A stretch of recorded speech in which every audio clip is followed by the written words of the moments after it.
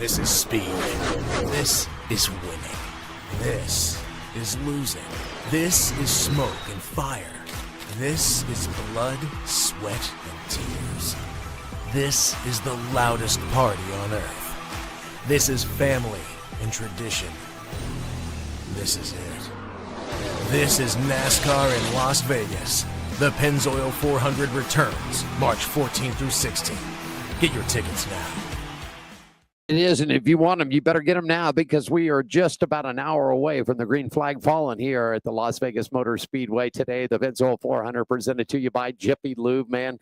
And the big question is on the line today. Can Christopher Bell make it 4 in a row? Sitting beside me, former Rookie of the Year at the Las Vegas Motor Speedway's Bull Ring and driving the number 77 super late model, Mr. Johnny Spilotro is back with us. Good afternoon to you, sir, and welcome back to the program, man. Thank you. I am so happy to be back. So happy. So first of all, first race for you guys up underneath the belt, man. You had a pretty good night out there. Yeah, we had a really fast 77 Gene Woods Racing Experience 8 Lounge Bravo tickets Polar Shade Chevrolet.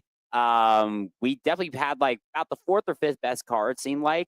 But we got pretty lucky in the second main event. The leaders kind of had a little bit of an excursion at the last lap, if you will. But we showed up with good speed, and we're sitting right in the third in points, and just looking to build upon that. That's it, man. A full season of the Bull Ring getting kicked off for you last week, and of course multiple races, and then we shut down in the summertime because let's face it, race car drivers, no matter what your age, with 3-ply Kevlar suits and 100-degree plus add the car temperature to it, it gets up to about 140-50 degrees. It's just not right to be running in the heat of the desert out here. Oh, it gets scorching out there. So race fans, if you're tuning in, be sure to get your tickets at lvms.com. If you can't make it to the Cup race today, we have tons of short track racing action throughout all of March, all of April, beginning of May, June, and July.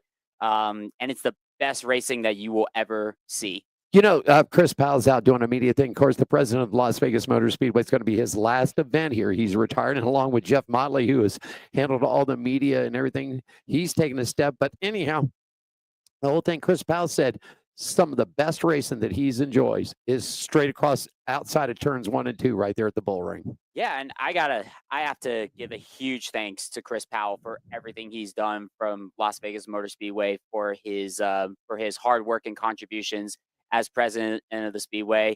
He's going out with with a phenomenal race today, and I wish him all the best. I really do. And whoever's going to be taking over, they got some big shoes to fill. He certainly does. Well, we met the new gentleman coming in. He officially takes the hot seat starting on Monday.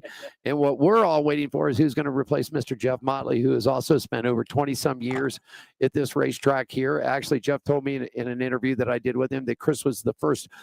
That was the first hire. Chris was his first hire, was Jeff Motley, and he's moving on to a big thing with sports and going to be working with. He loves college football, so he's going to be working for the NCAA Final Four basketball company here, the College Football Championship, and then as it looks right now, the calendar plays right, Johnny. It looks like the Super Bowl could be back within 7, definitely 8 years. It could be back here in Las Vegas. That's huge for Jeff. I am so happy for him that he's going to be diving into all these marquee name events. You mentioned it, Super Bowl, NCAA Final Four coming into Vegas for within a couple years or so.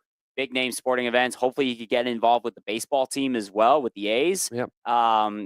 So that's big. I'm going to be rooting for him for Let's sure. talk a little bit of racing. How do you think the season's looking for you? Got the cars looking right? Got it all sponsored up. How do you think? How's the competition look so far? We definitely have a shot to win the championship. Jaron is Jaron. Jaron Genie has been running really, really well. He definitely got the double win sweep that we were aiming for, but that's okay. It's still a very long season to go. Anything can happen to anybody. So keeping myself grounded. I've been on the other end of it. I've experienced it before. Definitely don't want to experience it again. And just looking to keep the momentum rolling, and wherever the chips fall, they fall. What do you think about today's lineup, man? He crushed it yesterday. Michael McDowell, Spire Motorsports, moving it over front row. Actually, when you look at it, he took Noah's ride, but they changed the number on the car. And but man, he crushed it yesterday, man. Oh yeah, what the kids say today is straight up killed it. He won the pole award with a lap of 28.83, topping at 186.9 miles an hour, almost 187 miles an hour. His 7th pole in 506 NASCAR Cup Series starts, the first for Spire Motorsports in that team. Yep. He kind of usurped the Ford duo of Joey Logano and Austin Cindric. Yep. It looked like they were going to be on the front row, but McDowell said, "Hold my Pennzoil," and basically just lit up a fast lap. Yep. So going back to Logano, it's his 4th top 10 start of 2025 and his 20th in 2024 races here at Vegas. Cindric is that's his 5th top 10 start at LVMS, and it's his 3rd in 5 races this season. I really hope he gets a better run. I really do. I think he's had good speed. He's just had horrible luck. And the highest qualifying rookie, the notorious SVG. Yeah, there he is. Even though he's back in 28th, he's the highest qualifying rookie. We had a great interview with the SVG on this show a couple of weeks ago, man, and what a great guy he was. And I asked him about Vegas and this, and he goes, "You know what? Where I'm from, this is too many lights out here," because he's from a very rural farming community in New Zealand, and he said, "I land here and it's just all lit up." He goes, "It's just sort of, I like racing here, but as soon as I'm done, I'm on the plane and I'm up out of here." So. Hey, I can't. I can totally get at his perspective, but you ever see SVG wheel in an Australian V8 supercar? Like, he's the man. He is. What, sure. 6-7-time champion out there. Local favorites here, Kyle Busch, man, he's come close a couple of times. He's won it here before, but it's been a streak since Kyle's won here, man. What about the hometown guy today? I think he probably has the best chance to win. If anything, my smart money would be on him. He's starting in the top 10. He's had a good string of good finishes. He almost won on Coda. I think the tires wore off on him. It seems like they're doing something very different at RCR. That's kind of giving Kyle his confidence back. So it's only a matter of time before the bubble bursts. And what better place to do it than here? Couple of locals here. Noah Gragson moving over to his new team. Actually, we talked about it. He sort of replaced Michael McDowell. Now he's at front row. Took the old number that was on Harvick's number, because I guess that's the charter they bought the number. Yeah. So Noah's in the number 4 this year. I believe Noah's starting, I think, 21st or 22nd today. And then Riley Herbst here, moving over to 2311 racing team, and with the Monster Energy. But I think he's got Sunny D or something on the car, is what they said in the press release. So he's got a different sort of look to those two guys. You raced with them, against them out there at the Bull Ring, man. 2 of the local guys here. Well, I definitely root for them to do really, really well. I always do. We always keep our tabs on Noah and Riley. Noah seems like he's, kind of coming to grips with the new equipment. It's Front Row Motorsports is definitely a good team for him to kind of go into. They're kind of on the up and up. So I would not be surprised if he averages top 10 finishes and makes the chase. And Riley here, what better team to go to for him than Michael Jordan? Yeah. You want to talk about a ton of pressure. He's handling it really, really well. So I love the great ace that he's kind of taking into it. He's kind of staying with it in himself, kind of like how he did it with Xfinity. Right. And I definitely expect him to improve over time. Well, I know his co-owner hit pretty big. His co-owner hit pretty big here in Las Vegas. Did you see that? Denny Hamlin won over 120 grand on a slot machine here this past weekend, man. It was jumping seriously. It was all over the social media that Denny was playing the games. I don't know if he was in the high limit room or whatever. Didn't say that. But all I know, the big number was 120-some thousand plus that Denny Hamlin hit on a slot machine here. So my question is he gonna keep all that money, or is he gonna front it towards the 11 Yahoo Toyota Camry, or is he going to take it back to his team and add a bunch of resources into that? I don't know. Denny's probably one of the highest profitable drivers in the history of the sport.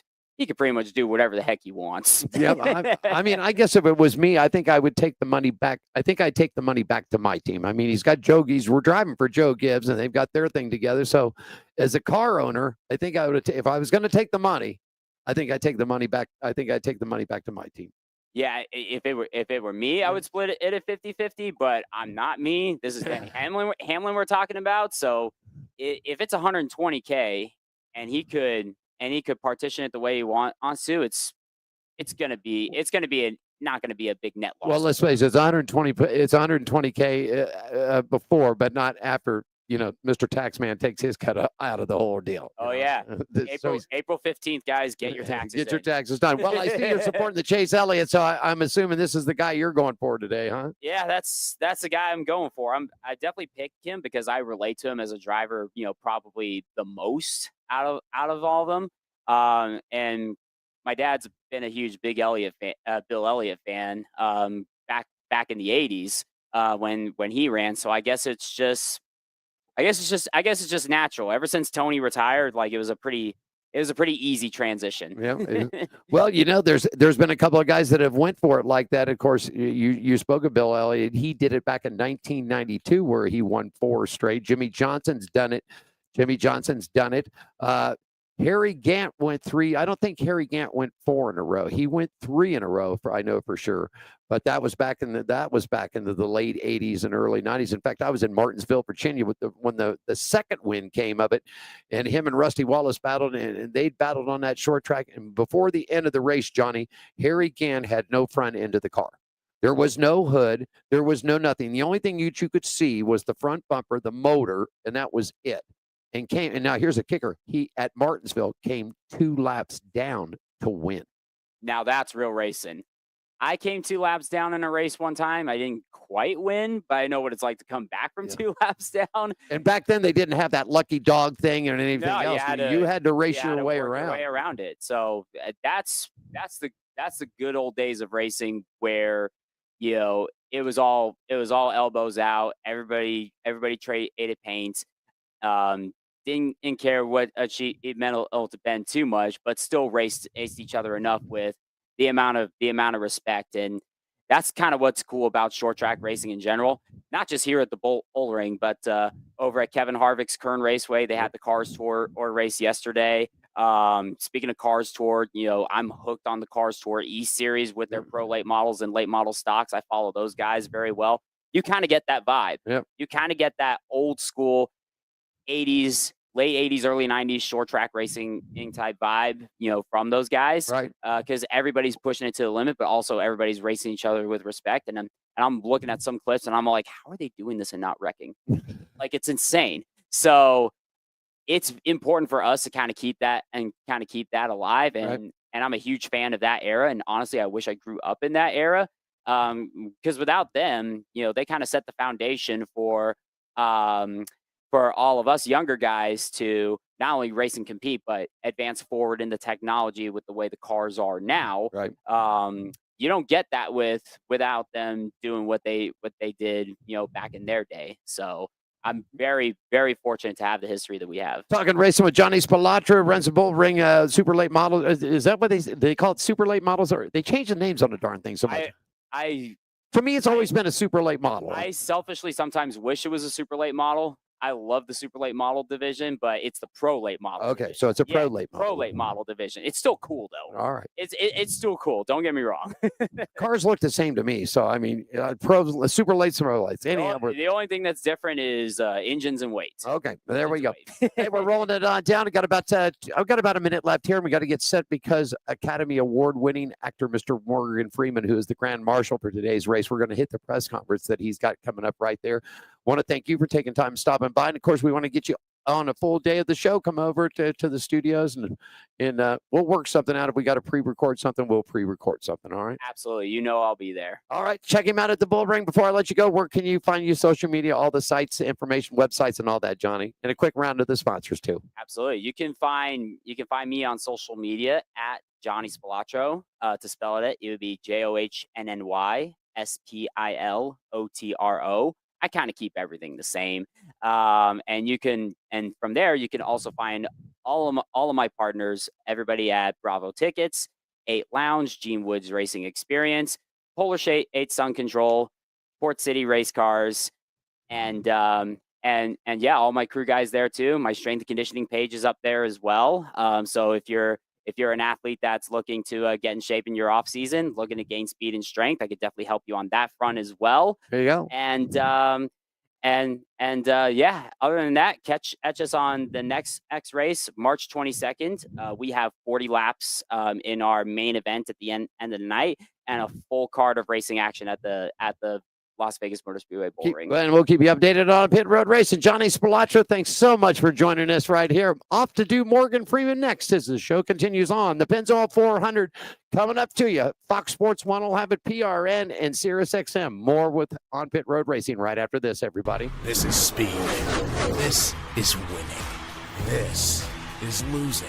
This is smoke and fire. This is blood, sweat, and tears. This is the loudest party on earth. This is family and tradition. This is it. This is NASCAR in Las Vegas. The Pennzoil 400 returns March 14th through 16th. Get your tickets now.